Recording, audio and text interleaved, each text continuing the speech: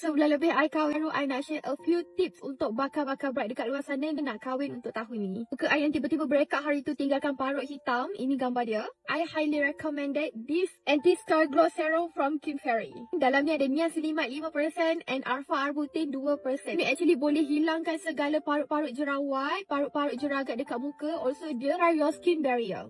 The best part is, after you pakai malam, esok pagi muka lebih nampak glowing and nampak lagi cerah. Yelah, nak duduk dengan suami, takkanlah hari-hari nak pakai makeup, nak cover dark spot. So, nak confident memang kena repair your skin dulu. After pakai, you akan nampak muka you lagi glowing and smooth ya. Tiap kali dalam skincare, tolong pakai serum ni untuk nampak result. Kalau 3 kali sehari, lagi bagus. Tips kedua, you kena rajin pakai shake mask every day for hydrating your skin and muka you tak sembab waktu hari menses. Last but not least, rajin-rajinlah pakai lotion dekat badan. Pakai yang ada PDRN, also pakai body oil untuk kulit you nampak glowing. So 3 tips tu je I nak share dulu. So kalau korang yang nak kahwin, I hope korang kena start daripada sekarang. Jangan last minute.